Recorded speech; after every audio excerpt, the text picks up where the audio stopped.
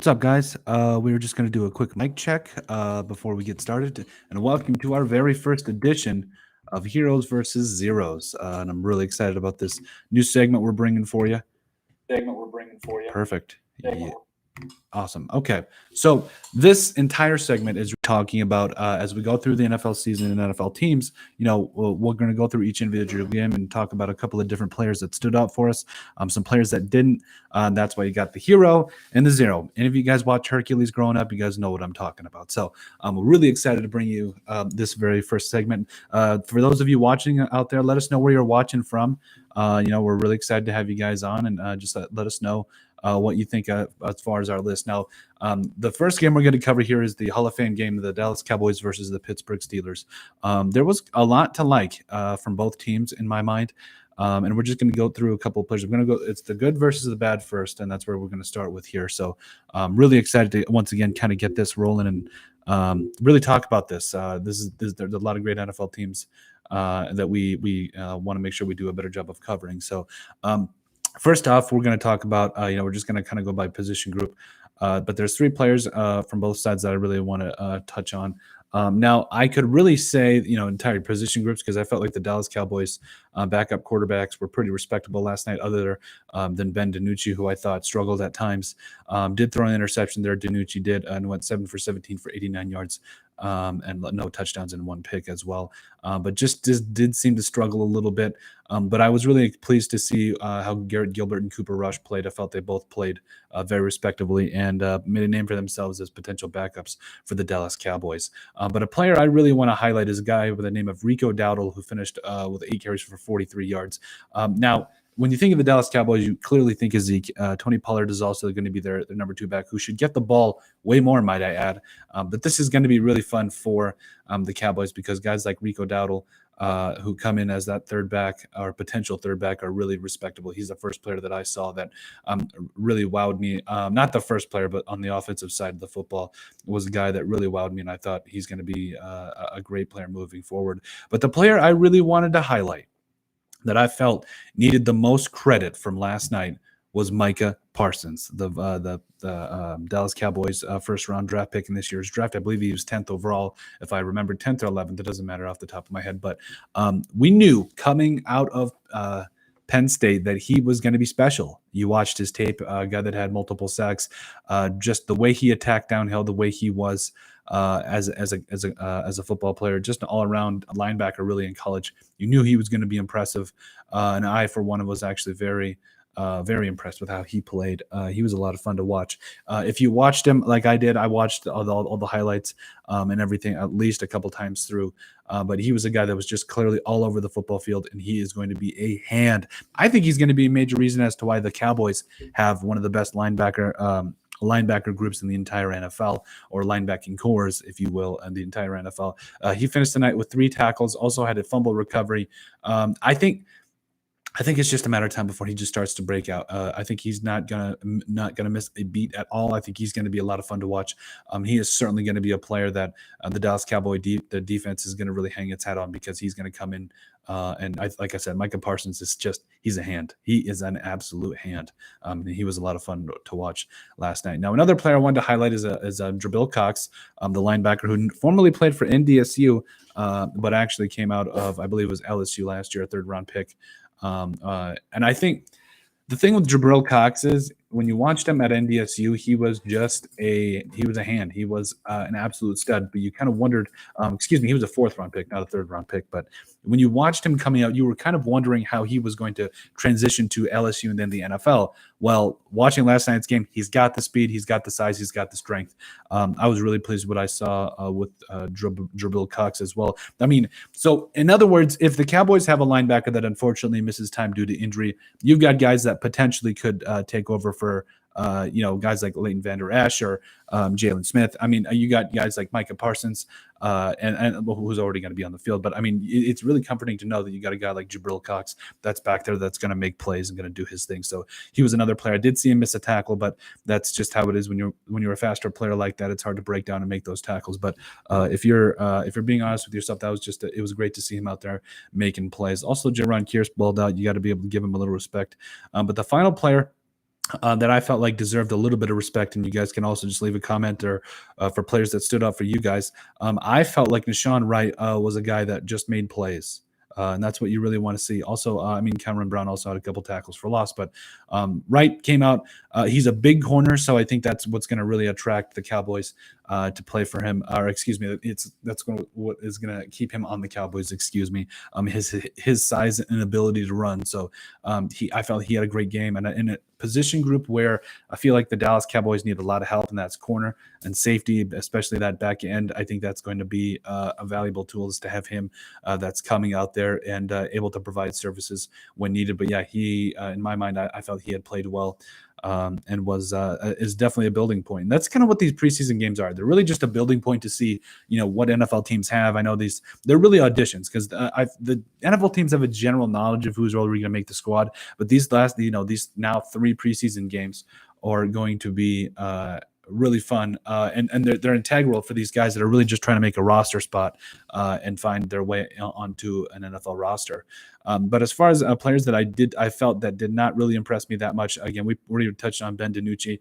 When you're a guy that already has NFL starting experience and you come out and play the way you did that, it didn't bode well for him. I think though there's still plenty of time. There's still plenty of things remaining games here that he can come out and show that he can be a viable and reliable quarterback in the NFL. And again, it's not like he doesn't have the talent. If you watch him, I watched this game 3 or 4 times. He's got incredible arm strength, and he was able to do some sidearm throws and get the ball down the field. Like getting the ball down the field is not his problem. I felt it was he looked at sporadic at times because again he was getting pressured as well. But that just comes with the NFL. But overall, I was not really impressed with how Ben DiNucci played, and I think he's going to have to really turn it up because what Cooper Rush as well as Garrett Gilbert did last night, I thought was very impressive. And now they've all got a shot to. I think they've already put themselves a step above Ben DiNucci. So we're going to have to see really how that plays out. I am excited to see how that does go. Another player, and this isn't necessarily his fault. But another player that I was excited to see that didn't exactly wow me like I thought he would was Simi Fioco, who had a catch for 4 yards. He also had I believe it was it DiNucci that tried that back shoulder throw that just didn't quite work out to Fioco? But he's a good player. I'm not expecting him not to come out and absolutely ball, but you really wanted to see a little bit better in that regard, him play a little bit better in that regard. But I think once they get, a little bit more rolling and, and Dak comes back and Fioco makes the 53, which he will, I think you're going to see a guy that can definitely contribute for the Cowboys, who are already stacked at their linebacker position. So that's of course the point there. So, but also I felt like, when you kind of go through this, I was personally expecting more of an impact. And again, I know it's only the first game, but Osa Odighizuwa, the defensive tackle out of UCLA, or excuse me, out of Washington, I believe. But Osa, I felt like was a player that when you watched him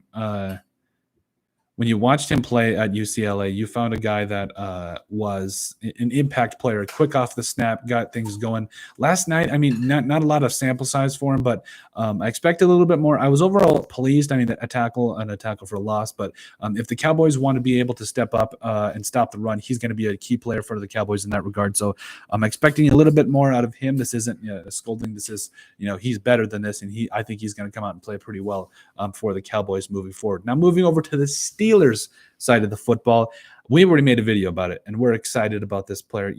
I felt like Najee Harris, who only had 7 carries for 22 yards. You watch a guy on his very first NFL carry, which led to be a first down on 2nd and 3. You just watch how he changed lanes, was able to carry a couple defenders and get a first down.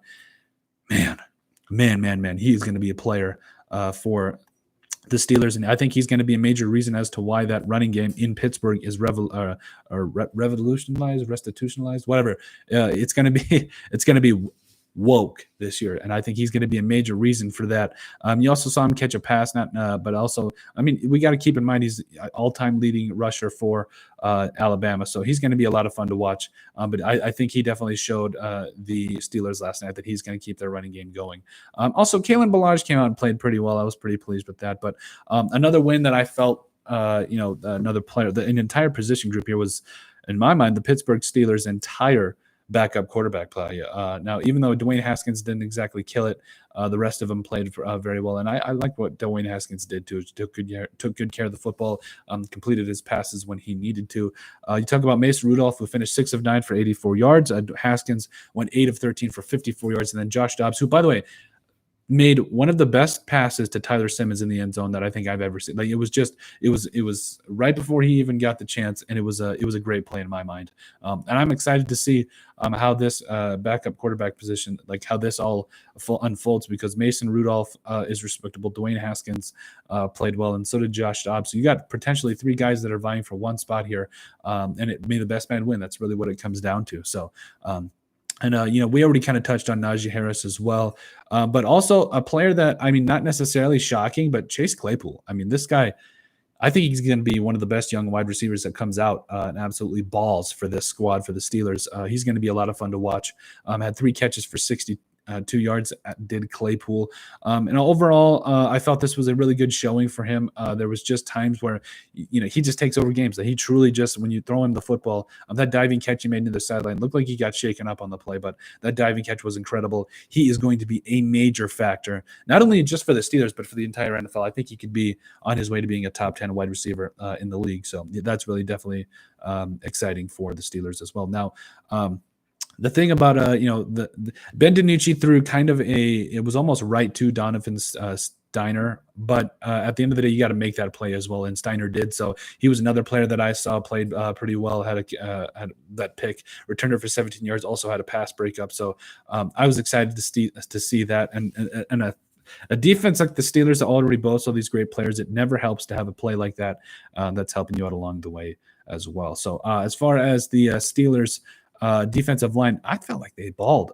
You also find a big winner in my mind was Quincy Roche, the defensive end, I believe, out of Iowa. Quincy Roche, in my mind, it was good for him to stay in black and gold, but I was really I'm sorry, it was Miami. I could have sworn he came out of Iowa. Maybe I'm totally off. I'm off today. Excuse me. I haven't had my coffee yet, but out of Miami. When you had a lot of other players like Jalen Phillips and all those guys, to have him for the Cowboys or for the Steelers to get him in the later rounds and be able to bring him in, that's a quality find, and he showed it. Had a sack and that was his only play of the game. But when this Pittsburgh Steelers defensive line that's already stacked, and you get a guy like him that just comes in and makes plays, that's really exciting for a young player, and especially he's going to need to continue to do it. Also, Miles Killebrew had 6 tackles. Now, I know that tackles can be a little bit misleading because, I mean, all it means was that you were there and made the play, but could it mean also that your guy was catching the ball a lot? Possibly. But it also helps, to be able to lead the team in tackles in the very first game. So overall, by the way, Alex Highsmith made a heck of a play very earlier in the first quarter that stalled that Cowboys first drive that off the Parsons fumble. But that was a big play. That was a great spin move, and I think it really caught him off guard. So that was a great play by Highsmith. I think he's going to really come out of that competition well. I think he's going to provide a lot of quality things for the Steelers moving forward. But let us know what you guys think. Make sure you guys subscribe down below. Leave a like and a comment. Just let us know players that you guys thought stood out, or players that you thought were heroes and zeros. So that's our very first edition of Heroes and Zeros. We're excited to bring you guys more as we kind of continue our scope of covering the entire NFL. So once again, make sure you guys subscribe down below. Visit our website at thesportsbeatpodcast.com, and you will also find throughout all of our videos. Make sure to please like and follow on social media as well. And if you have anything you'd like us to cover, send us an email at thesportsbp@yahoo.com. But let us know what you think about our first edition of Heroes and Zeros NFL preseason week 1.